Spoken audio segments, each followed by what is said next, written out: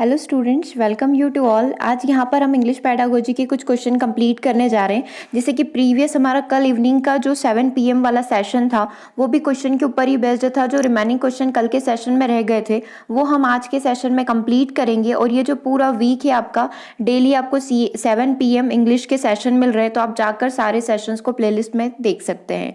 तो हमने कुछ क्वेश्चन पहले कंप्लीट कर चुके हैं, तो उसके आगे की सीरीज़ को आज हम कंटिन्यू कर रहे हैं। देखिए क्वेश्चन नंबर 13 देखिए, child studying in class 3 says I drank the water, it indicate that the child. एक बच्चा इस तरीके से बोल रहा है आई ड्रैंक द वाटर, ये चीज़ क्या शो कर रही है? पहला ऑप्शन है has over generalise the rule for making past tense verb showing the learning is taking place. Second है is careless and needs to be told that she should be conscious if such errors. और third option है has not learn grammar rules properly. और option D है should memorise the correct sentence. तो सबसे पहली चीज़ हमें यहाँ पर ये चीज़ दिख रही है। देखो, आपने यदि क्वेश्चन को अच्छे से नहीं देखा था या फिर हमने क्वेश्चन को अच्छे से नहीं देखा, तो उसमें आप यहाँ पर जाकर समझ सकते हो कि ग्रामर रूल को उसने प्रॉपरली नहीं समझा है, मतलब कहीं ना कहीं उसने सेंटेंस को बोलने में दिक्कत करी है। तो आप ऑप्शन पढ़ने के बाद वापस से क्वेश्चन पर जाकर देखो क्या इस क्वेश्चन में कोई दिक्कत है। बच्चे ने जब ये सेंटेंस यूज किया आई ड्रैंक दी वाटर, क्या उसने गलत सेंटेंस यूज़ किया है क्या? बिल्कुल ये गलत सेंटेंस है, क्योंकि आपको पता है ड्रिंक मीन्स पीना होता है। ठीक है, उसने पानी पिया, उसके लिए उसने इंग्लिश में इसको बोला आई ड्रैंक दी वाटर। ठीक है, जो कि प्रॉपर गलत है, क्योंकि ड्रिंक का सेकेंड फॉर्म होता है ड्रैंक और ड्रिंक का थर्ड फॉर्म होता है ड्रंक। ठीक है, तो ये 3 फॉर्म होते हैं। ड्रिंक का जो सेकेंड फॉर्म होता है वो होता है ड्रैंक, और ड्रिंक का थर्ड फॉर्म होता है ड्रंक। ड्रिंक, ड्रैंक और ड्रंक।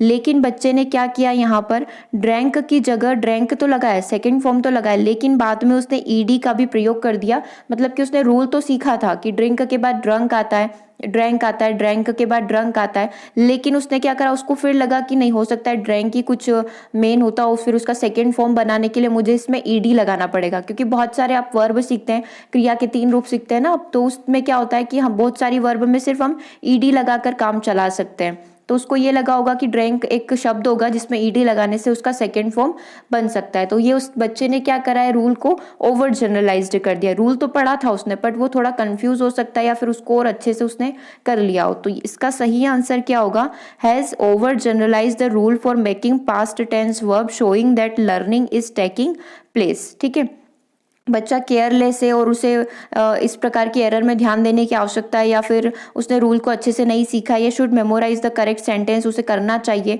तो इस प्रकार के सेंटेंस का सही आंसर आप क्या निकालेंगे कि उस बच्चे ने रूल्स को क्या कर लिया है, ओवर जनरलाइज्ड कर लिया है। ठीक है, तो राइट आंसर यहाँ पर क्या हो जाता है, ऑप्शन नंबर 1। नेक्स्ट क्वेश्चन की बात करते हैं। Integrating semantic function as a part of grammar instruction require student to focus on. जब भी सिमेंटिक फंक्शंस को इंटीग्रेट करके पढ़ाया जाता है तो वो किस तरीके से बच्चों को किस चीज़ के ऊपर वहाँ पर फोकस किया जाता है बच्चों की, जैसे हम बच्चों को इंग्लिश पढ़ा रहे हैं। ठीक है, तो वहाँ पर हम जितने भी सिमेंटिक्स फंक्शन हुए, जितने भी इंस्ट्रक्शन हुए, उन सभी को इंटीग्रेट करके एक साथ करके पढ़ा रहे। क्योंकि हमने 2 चीज़ें कल ही सीख ली थी कि इंटीग्रेट और डिफरेंशिएट का मीनिंग क्या होता है। तो देखो, डिफरेंशिएट क्या होता है, अलग अलग कर देना। ठीक है, हर चीज़ को अलग अलग, मतलब अलग अलग भागों में विभाजित कर देना, डिवाइड कर देना। और इंटीग्रेट करना मतलब सभी चीज़ों को मिक्स कर देना, एक साथ लेकर आना। ठीक है, तो अब हम जब भी पढ़ते हैं हम चीज़ों को क्या करते हैं, एक साथ पढ़ने का ट्राई करते, एक साथ इन द सेंस की प्रॉपर वे में स्टेप बाय स्टेप पढ़ने का ट्राई करते। तो integrating semantic function as a part of grammar instruction require student to focus on. बच्चों की किस चीज़ के ऊपर यहाँ पर फोकस किया जाता है, drills for the practice of grammatical instruction, या फिर building fluency use rather than grammatical correctness, उनकी फ्लुएंसी को इंप्रूव करने के लिए, या फिर बच्चों की जो एक्यूरेसी होती है, accuracy of grammar use in a syntax formation, या फिर communication of meaning and accuracy of language. तो सही आंसर क्या होगा, हम बच्चों को जब इंटीग्रेट करके सारी चीज़ों को पढ़ा रहे होते हैं, मतलब कि हम क्या चाहते हैं कि बच्चों की जो कम्युनिकेशन स्किल है और साथ ही उनकी जो एक्यूरेसी है लैंग्वेज के ऊपर, वो इम्प्रूव हो पाए। तो सही आंसर यहाँ पर क्या होगा, option number D. Next question की बात करते हैं। In the communicative classroom learners acquire the grammar of second language to. यहाँ पर क्या चीज़ बोली गई है, कम्युनिकेटिव क्लासरूम है जहाँ पर इस तरीके से टीचिंग करवाई जाती है, जहाँ पर बच्चे जो है जो भी लैंग्वेज वो सीख रहे हैं वो इस तरीके से सीखे कि वो स्कूल के बाहर जाकर उस लैंग्वेज में आसानी से कम्युनिकेट कर पाए। ठीक है, तो in a communicative classroom learners acquire the grammar of a second language. बच्चे जो है ग्रामर को एज अ सेकेंड लैंग्वेज के रूप में किसी टीचर की मदद से सीख रहे हैं, तो इसका मीनिंग क्या होगा, enhance their formal communication skill, write confidently. She है understand second language better while reading listening to it, understand how to make meaning and become more proficient in speaking and writing. तो देखो question हमसे क्या बोल रहा था कि in the communicative classroom. Communicative classroom का मीनिंग हमें समझ आता है। कम्युनिकेटिव मतलब जहाँ पर बच्चे बहुत अच्छे तरीके से कम्युनिकेट और जिस तरीके से टीचर को पढ़ाना चाहिए उसी तरीके का क्लासरूम यहाँ पर आपको बताया हुआ है। तो ग्रामर लैंग्वेज को वो सेकेंड लैंग्वेज के रूप में ग्रहण कर रहा है, तो बच्चा उसके मीनिंग को अच्छे से समझ पाएगा, how to make meaning and become more proficient in reading and writing. बच्चा क्या होगा, रीड करने में और राइट करने में काफी अच्छे से कॉन्फिडेंट हो पाएगा। प्रोफिशिएंट मतलब कि एक उसके अंदर एक ये गुण आ जाएगा, प्रोफिशिएंसी आ जाएगी, उसके अंदर ये क्वालिटी होगी कि वो अच्छे से रीड कर पाए और राइट कर पाए, ठीक है, स्पीक और राइट कर पाए। तो यहाँ पर सही आंसर क्या होगा, ऑप्शन नंबर डी, ठीक है। Understand how to make meaning मतलब टीचर ग्रामर पढ़ा रहा है तो ग्रामर में बहुत सारी नई नई चीजें वो सीखेगा, जैसे कि कंजक्शन सीखेगा, आर्टिकल और भी जितनी भी प्रिपोजिशन सारी चीजें वो सीखता है। तो उसके बाद उसका सेंस किस तरीके से निकल कर आता है और किस तरीके से वो प्रोफिशिएंसी पा सकता है बोलने में और लिखने में।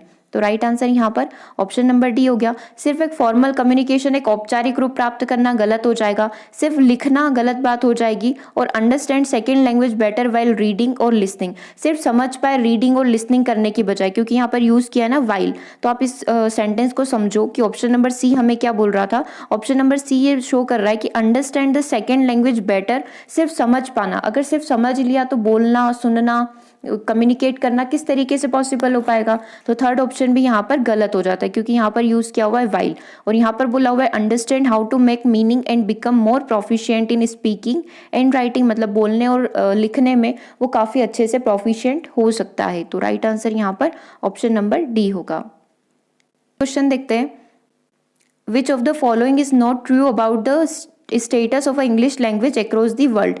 इंग्लिश के बारे में कौन सा स्टेटस अकॉर्डिंग टू मतलब अक्रॉस दी वर्ल्ड, पूरे वर्ल्ड को लेकर, पूरे विश्व को लेकर यहाँ पर गलत है। नॉट ट्रू मतलब कि गलत आपसे पूछा गया है। English is a foreign language, English as a second language, English as a heritage language और English as a native language. आपको बताना है कि इन चार स्टेटमेंट में से इंग्लिश के बारे में कौन सी चीज यहाँ पर गलत बताई गई है। तो देखिए सही आंसर यहाँ पर क्या होगा, सही आंसर होगा हमारा English as a heritage language. कहीं पर भी all over the world English को हेरिटेज, मतलब कि हेरिटेज का मीनिंग क्या होता है, धरोहर, हिंदी में इसको धरोहर बोला जाता है। इंग्लिश को कभी भी धरोहर लैंग्वेज नहीं माना जाता है। इंग्लिश को हमारे यहाँ पर हम फॉरेन लैंग्वेज भी कंसीडर कर सकते हैं। हमारे यहाँ पर इंग्लिश को एज अ सेकेंड लैंग्वेज पढ़ाया जाता है और अमेरिका, न्यूयॉर्क वगैरह आप बात करें तो वहाँ पर इंग्लिश उनकी नेटिव लैंग्वेज होती है। मतलब हमारे जैसे मातृभाषा हिंदी है ना, वैसे वो वहाँ पर नॉर्मली कम्युनिकेट इंग्लिश लैंग्वेज में करते हैं। तो इंग्लिश हमारे लिए फॉरेन, सेकेंड और नेटिव हो सकती है, बट इंग्लिश हमारे लिए हेरिटेज लैंग्वेज नहीं होगी। तो राइट आंसर यहाँ पर क्या होगा, ऑप्शन नंबर सी। देखो नेक्स्ट क्वेश्चन क्या बोल रहा है, teacher can demystify abstract grammatical terminology so that students can write through the. Teacher किस तरीके से डिमेंस्ट्रीफाई करना मीन्स कि किसी भी चीज को इजी कर देना। जैसे हम लोग ग्रामर के बहुत सारे टफ वर्ड पढ़ते हैं तो टीचर क्या करता है, स्टूडेंट्स को उनको ईजी लैंग्वेज में समझाने का प्रयास करता है। तो किस तरीके से एब्स्ट्रैक्ट ग्रामेटिकल टर्मिनोलॉजी का प्रयोग कर सकता है, किस तरीके से ग्रामेटिकल के जो शब्द होते हैं, जो ग्रामेटिकल टर्मिनोलॉजी होती है उसको आसान तरीके से सिखा सकता है ताकि बच्चा क्या कर सके, उसको राइट कर सके, किसके माध्यम से। ठीक है, इसके आगे आपसे पूछा हुआ है, ये चीज आपको यहाँ पर फिल करनी है। पहला ऑप्शन है आपके सामने explicit teaching of certain structure, second है separating of spoken and written form of language, मतलब कि सेपरेट करना मीन्स की अलग कर देना। ठीक है, थर्ड है linking of spoken language with writing, link कर देना जो बोल रहे हैं और जो लिख रहे हैं उन दोनों को। या फिर ऑप्शन डी हमें दिया हुआ है frequent feedback on only grammatical error. तो इस तरीके से हम जब किसी भी चीज को, बच्चों को ग्रामर को क्लियरली एक्सप्लेन करना चाहते हैं, बहुत इजी वे में पढ़ाना चाहते हैं, तो कौन सी चीज यहाँ पर possible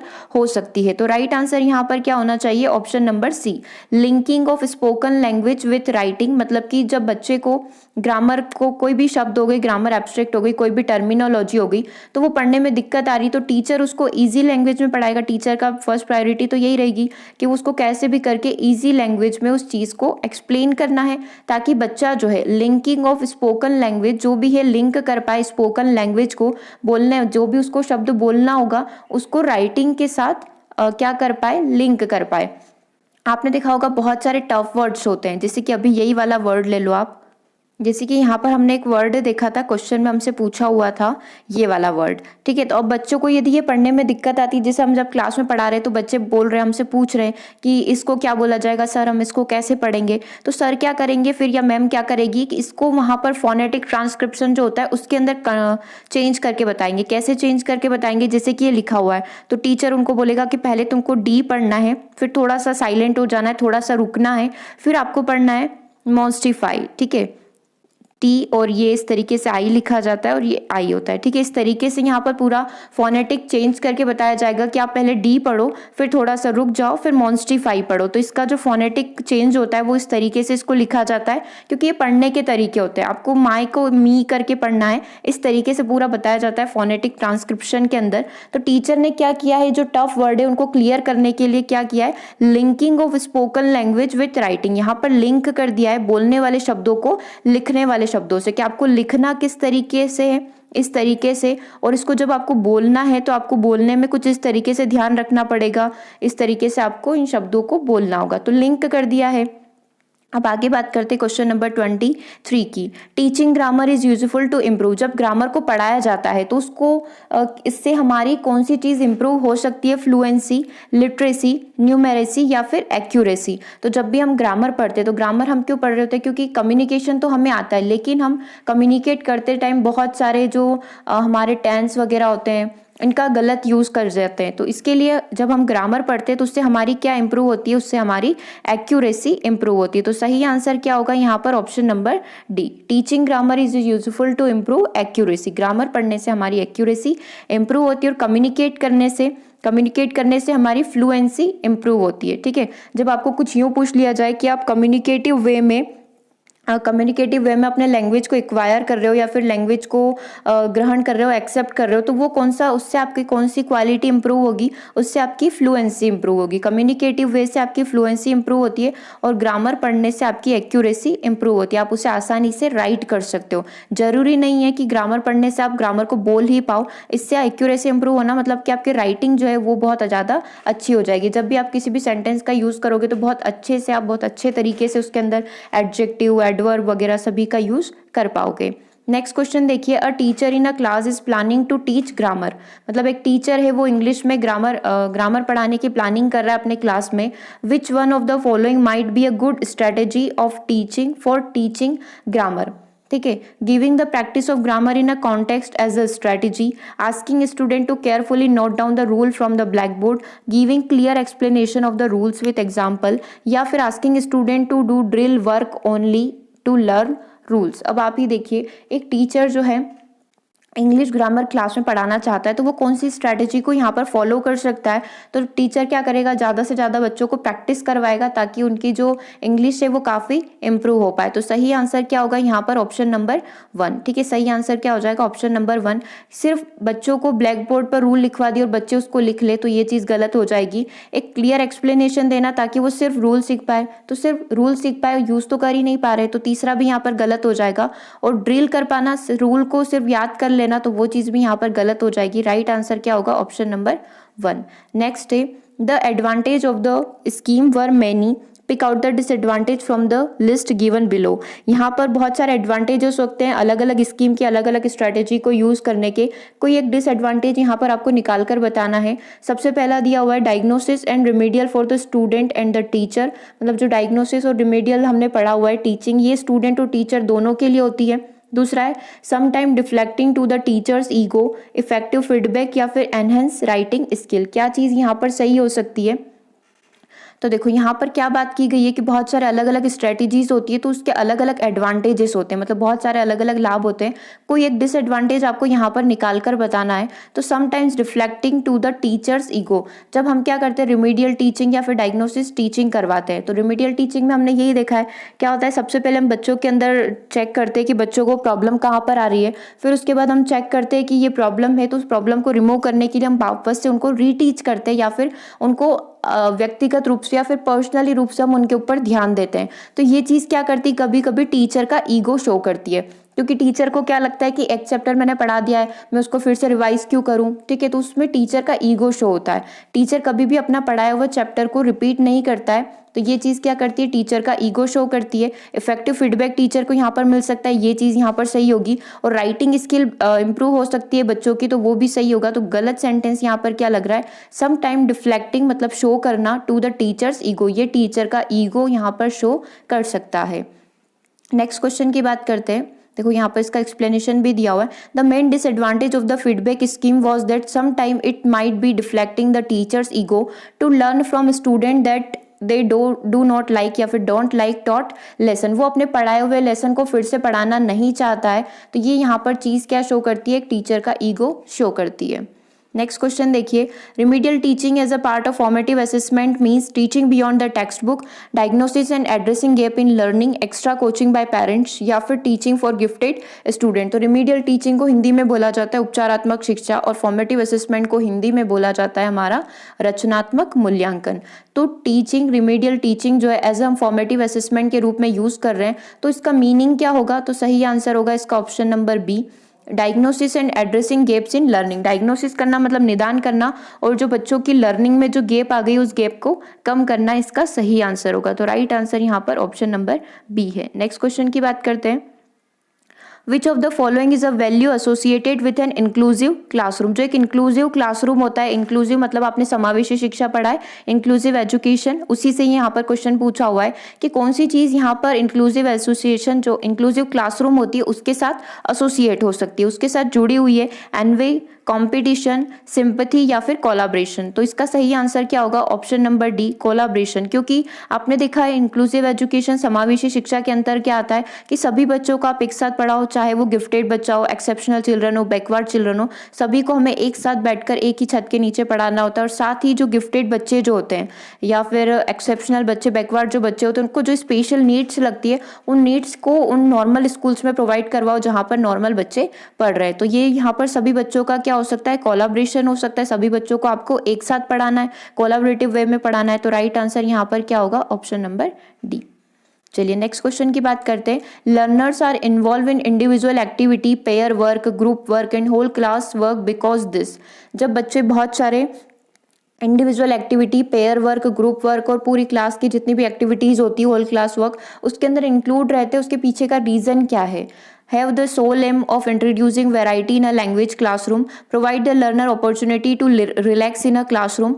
Third, enable the already overworked teacher to preserve her energy, thereby becoming more effective. Afford the learner opportunities to use the language in a focused manner for real life interaction. अब आप देखिए कि यहाँ पर इसका सही answer क्या हो सकता है। सबसे पहले हमें पूछा हुआ है कि बच्चे जो है पेयर वर्क में मतलब ग्रुप में वर्क करके सीख रहे, पेयर वर्क अपने फ्रेंड वगैरह के साथ पेयर बनाकर सीख रहे हैं। बहुत सारे 7 से 8 लोगों का ग्रुप बना लिया है, पूरी क्लास एक साथ टीम में काम कर रही है। तो इससे बच्चों की कौन सी स्किल यहाँ पर इंप्रूव हो सकती है, तो यहाँ पर क्या होगा, राइट आंसर इसका हो सकता है option number D, afford the learner opportunities to use the language in a focused manner for real life interaction. यहाँ पर बच्चे कुछ इस तरीके से पढ़ेंगे कि उनको जो अपॉर्चुनिटी मिली है ताकि वो रियल लाइफ में इस चीज़ का यूज़ कर पाए, रियल लाइफ से वो इंटरेक्ट करके इन चीज़ों को सीख पाए। हम किसी भी चीज़ को क्यों सीखते हैं, जब हम स्कूल से बाहर निकले, स्कूल की दुनिया से बाहर आए, तब हम उस लैंग्वेज का प्रयोग कर पाए। अब हमने स्कूल में इंग्लिश सीखी थी, तो अब हमने सीखी क्यों थी, ताकि हम क्या कर पाए, हमारी कोई भी एग्जाम होगी उसको आसानी से क्रैक कर पाए।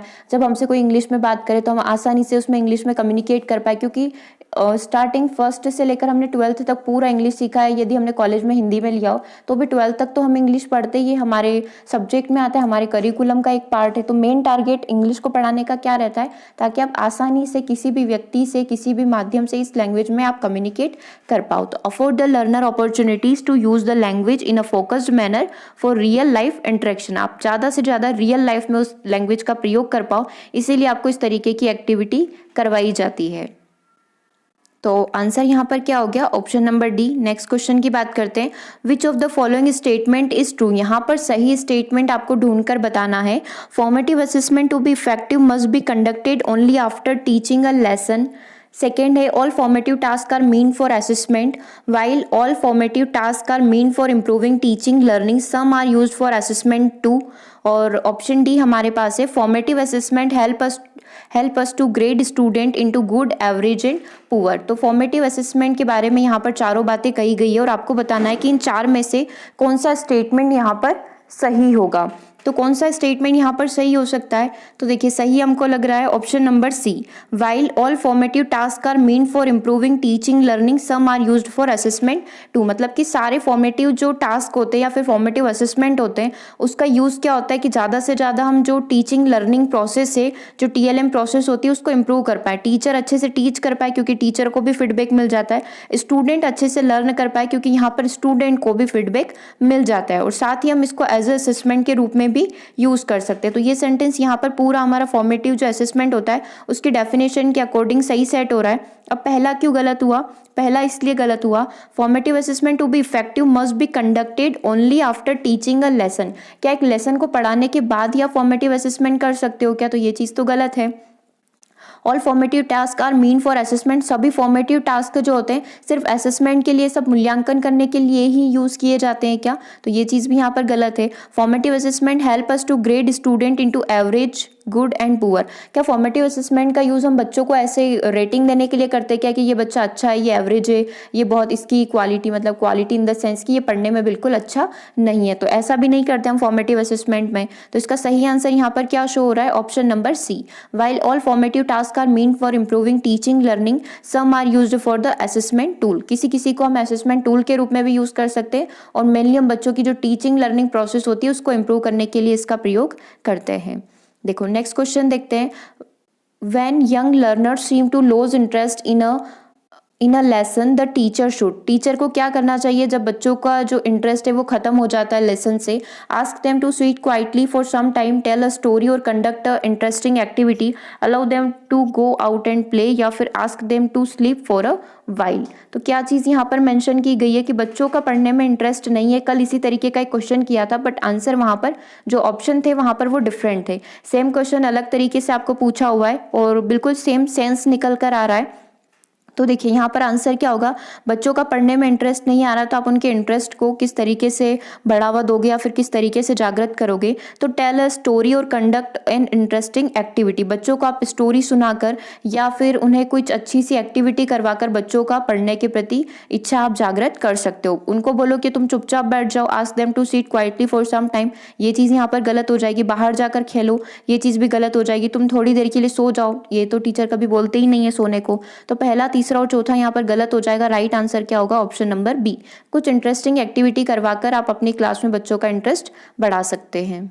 चलिए नेक्स्ट क्वेश्चन देखते हैं। The right of children to free and compulsory education act 2009, यानी कि RT की यहाँ पर बात की गई है। The right of children to free and compulsory education act 2009, मतलब बच्चों को जो फ्री एजुकेशन दी जाती है उसके बारे में यहाँ पर पूछा गया है। Had included all round development of the children, उस जो तालिका आई थी, जो नियम आपकी रूल बुक आती है उसके अंदर वहाँ पर मेंशन किया हुआ है all round development of the children, मतलब बच्चों का संपूर्ण विकास होना। ये RT 2009 के अंदर बताया हुआ है as one of the aim of the education, because इसका मीनिंग आपको यहाँ पर बताना है चार ऑप्शन के अकॉर्डिंग कि इसका मीनिंग क्या होगा। देखो पहला ऑप्शन हमें बोल रहा है it ensure that every child is a part of work face. Second हमें बता रहा है इट न्यूट्रीट the physical, mental and emotional aspect of the children. Third हमें बता रहा है every child grows rapidly between 6 to 14 years, या फिर proper health care in essential. हमसे पूछा यह गया था कि बच्चों का ऑल राउंड डेवलपमेंट यहाँ पर होना चाहिए। ये चीज़ हमें क्या शो करती है, क्योंकि वहाँ पर तो इतना ही लिखा हुआ है कि ऑल राउंड डेवलपमेंट हो, बच्चों का संपूर्ण विकास होना चाहिए। तो किस विकास की यहाँ पर बात की गई है कि बच्चा यहाँ पर अच्छे से कार्य को कंप्लीट कर पाए, जो कि पहला ऑप्शन बोल रहा है। दूसरा बोल रहा है कि बच्चों का शारीरिक, मानसिक और सांवेगिक विकास यहाँ पर हो पाए, ठीक है। तीसरा हमें बोल रहा है कि बच्चे जो है रैपिडली ग्रोथ करते हैं 6 to 14 ईयर्स में, 6 से 14 साल की उम्र में उनके अच्छी ग्रोथ होती है, और प्रॉपर हेल्थ केयर का यहाँ पर ध्यान रखा जाए। तो सही आंसर यहाँ पर क्या होगा? ऑप्शन नंबर बी, इट न्यूट्रीट्स the physical, mental and emotional aspect of the child. यहाँ पर बच्चे का संपूर्ण विकास से मीनिंग है कि उसका शारीरिक, मानसिक और सांवेगिक विकास यहाँ पर पूरा हो, ठीक है। तो राइट आंसर क्या हो जाता है? Option number B. Next question देखिए, teacher do not give the meaning of new words to learn directly, because teacher कभी भी बच्चों के सामने जब नए वर्ड आते हैं तो डायरेक्टली उनका मीनिंग नहीं बताता है। टीचर कोई भी तरीका अपना सकता है, जैसे कि तुम डिक्शनरी से सर्च करके लाओ, या फिर इस पैराग्राफ को पढ़कर तुम सोचो कि इस शब्द का मीनिंग यहाँ पर क्या हो सकता है। तो टीचर ऐसा क्यों कर रहा है, तो वो आपको देखना है कि it prevent learners for discovering the meaning through puzzling out using clues, learners do not like to be given the meaning of the words, learners already know the meaning of the words, या फिर vocabulary will not be enriched. तो teacher इस तरीके का technique use कर रहा है, जैसे आज आपने कोई भी नया वर्ड पढ़ा तो आप क्या करेंगे, बच्चों को बोलेंगे कि तुम घर से ढूंढ कर लाना, मैं आज इसका मीनिंग नहीं बताऊंगा। तो इसके पीछे का सेंस क्या निकलता है, टीचर इस तरीके की एक्टिविटी क्यों करवा रहा है, ताकि बच्चे जब उस वर्ड को डिस्कवर करेंगे, बच्चे जब घर जाकर चाहे गूगल पर चाहे डिक्शनरी में जहाँ पर भी जाकर या फिर किसी से पूछेंगे तो उसके साथ उन्हें क्या होगा, नए वर्ड भी सीखने को मिलेंगे। आपने देखा होगा डिक्शनरी में यदि वो डी से कोई वर्ड ढूंढने गए तो आसपास उसके डी के सारे सिमिलर वर्ड उनको देखने को मिलेंगे। गूगल पर गए, जैसे कि कोई भी एक वर्ड हो गया, जैसे डॉम्ब हो गया, ठीक है, DOMB, इसका वर्ड, इसका मीनिंग बच्चे यदि ढूंढने गए तो इनके साथ साथ उसके सिमिलर, इसके अपोजिट, इसका मीनिंग, इसका सेंटेंस कैसे बनता है, सारी चीज़ें उनको वहाँ पर गूगल पर मिल जाएगी। तो टीचर क्या चाहता है कि डिस्कवर करने के साथ साथ उन बच्चों को उसके सिमिलर और साथ ही उससे रिलेटेड मीनिंग भी यहाँ पर पता चले। तो it prevents learner for discovering the meaning through puzzling out using clues. Okay, तो इसका सही आंसर क्या हो गया, ऑप्शन नंबर 1, क्योंकि यहाँ पर बच्चों को क्या मिल रहा है, एक तरीके से इनकरेजमेंट मिल रहा है। बच्चे ज़्यादा से ज़्यादा इनकरेज हो पाए, कि बच्चे को क्या मिले, इनकरेज, आगे बढ़ने के लिए प्रेरित हो, ज़्यादा से ज़्यादा वो क्या करे, चीज़ों को समझे, ज़्यादा से ज़्यादा एक मीनिंग याद करने के बजाय उनको 10 मीनिंग यहाँ पर याद हो जाए। तो राइट आंसर यहाँ पर क्या होगा, ऑप्शन नंबर 1। ठीक है, तो ये आज हमने कुछ क्वेश्चन कंप्लीट कर लिए हैं। अब इसके आगे हम कल एक नया चैप्टर स्टार्ट करने वाले हैं, तो कल का वापस से सेशन हमारा 7 बजे ही होगा। तो आप ये सेशन को कैसा लगा आप हमें कमेंट करके बताएं, और आप अपने फ्रेंड सर्कल में सेशन को शेयर कर सकते हैं। और आपकी मॉर्निंग में भी क्लास होती है, इसके बाद आपकी 8 बजे इंग्लिश की भी क्लास होगी, तो वो भी आप देखें। Okay, thank you.